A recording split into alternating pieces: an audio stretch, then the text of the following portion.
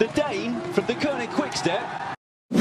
Welcome back to the Cyclonauts YouTube channel. Kasper Asgreen has just won the 72nd edition of Kuurne Brussels Kuurne, the second classic of the year in Belgium, going from Kuurne to Brussels to Kuurne. This race was won last year by Bob Jungels with another solo victory, which is unsurprising.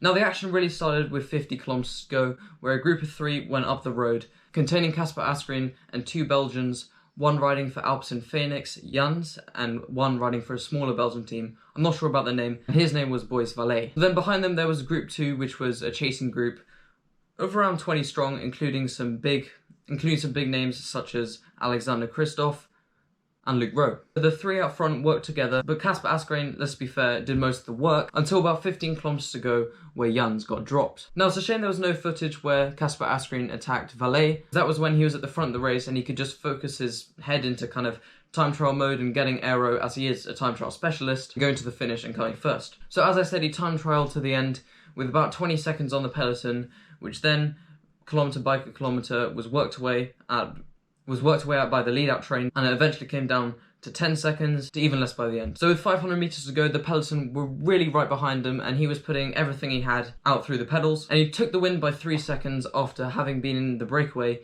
for more than 50 kilometers. This win actually reminded me of Thomas de Gendt back in the Tour de France last year. Not sure what stage it was, to be honest, where he was in the breakaway and then he went solo to the line, and Thibaut Pinot and Julien Alaphilippe were so close to him, I think just 6 seconds. So if we have a look at the top 10, obviously Kasper Asgreen was in first, and then the sprinter for NTT Pro Cycling, Giacomo Nizzolo, came in second. Then Alexander Kristoff, who was in that group too, but then remained at the peloton by the end, came in at third, and then the Dutch champion Fabio Jacobsen came into fourth. Then Ben Swift, or if you're English, Swifty, came in 8th place, wearing the famous British champion bands. If we take a look at his pro cycling stats, you can see he's 25 years old and is 192 centimeters, which is absolutely massive, and he's doing super well for that sort of height.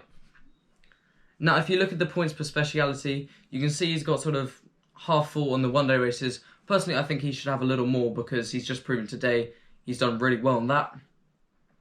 And then 599 time trial, which is his main aspect, if you like. Now, I know I've touched on this with Remco Evenepoel before, but what I thought was really cool is how he's able to get so aero on his road bike. Obviously, he's got the same equipment as Remco Evenepoel. So you can see here he is on his road bike in the breakaway. He's actually got the other rider behind him, but he's got his hands rested on the middle bit, on the tops of the handlebars, and then got his hands on the brake hoods, which is of course a very aero position because also allows you to lower your back and lower your head. And this is what he did for his time trial-like effort to the end. If we look at the course, I reckon this is one which suited him because it's predominantly flat, a lot of kickers, which might not suit him that well, but since it's overall quite flat, and especially at the end, it was mainly downhill, that could have suited him really well with his time trial abilities. Something else which was kind of funny with the post-race interview is that the interviewer, when they were discussing Roy Jans and how Kasper Asgreen dropped in, well, this is what he had to say. Obviously, he had his... he was dead. He was dead. He was dead. Thank you for watching this video. If you did enjoy it, please leave a like and drop a comment and let me know what you think about Kasper Asgreen. Please subscribe to the channel so you don't miss another video like this. And stay tuned this week because there's going to be a special edition video coming out. I'll catch you in the next one. He was dead.